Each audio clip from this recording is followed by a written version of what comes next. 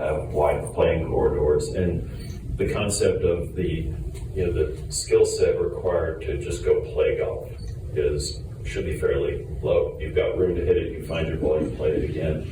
But the skill set required to score on the golf course should be high. And so as a result, we have hole locations that we can tuck. We've got hopefully some interesting strategies and bounces and rolls in the golf course. So I think from a setup standpoint, from day to day, they can set up the golf course as easy as they want. They can set it up as difficult. The other thing we had in the back of our mind, and I think this was important to us, was that there's going to be a certain expectation that there's going to be a level of difficulty. If you're going to host a major championship, I don't think most people are going to rock up and say, I can just hit it anywhere I want, find my ball and go. So I think from that standpoint, we had a little bit of leeway, but ultimately it comes down to width, and we had wide playing corridors. And one of the cool things from a setup standpoint is it's all the same turf aside from the greens. So Kerry Haig, when he gets ready for setup, he could bring fairways in if he wanted to.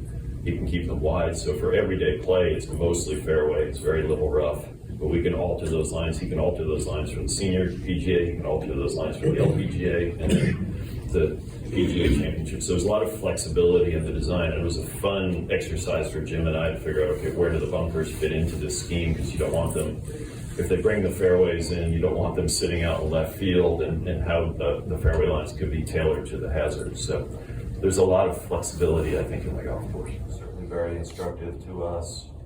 And I think one of the things we learned, the Olympic course in Rio was golf in its infancy for the Olympics, and so we had no expectation in a country like Brazil, we're going to get 5,000 people, or we're going to get 20,000 people.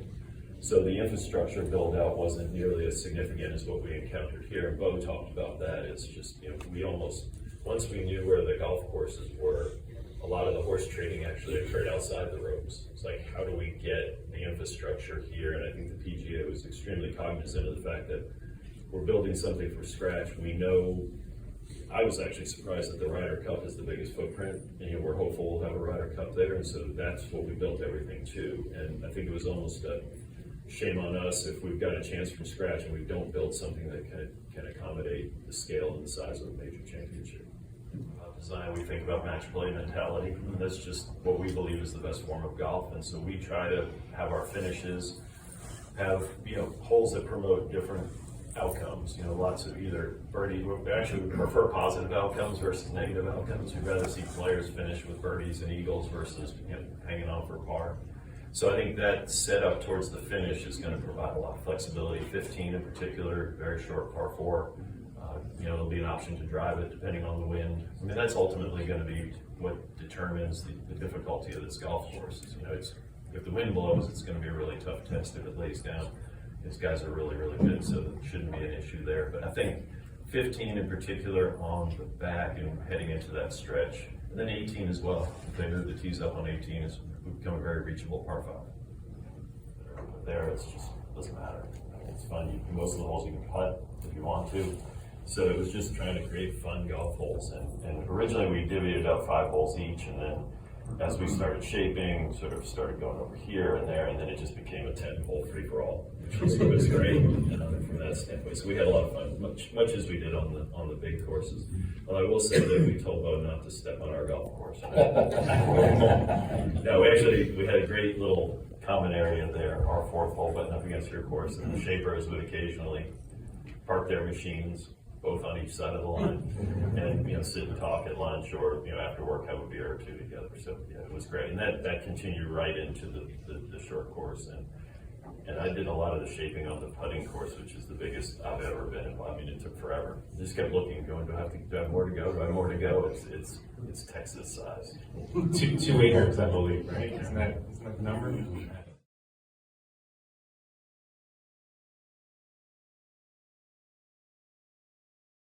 Try to be try to recognize that in how we've laid out the golf course. So we think it's going to be super fun, super friendly to play. We do have continuous cart paths, so it's going to be a little bit more accessible for those that aren't wanting to walk, but we're still hopeful that many will walk the West Golf Course.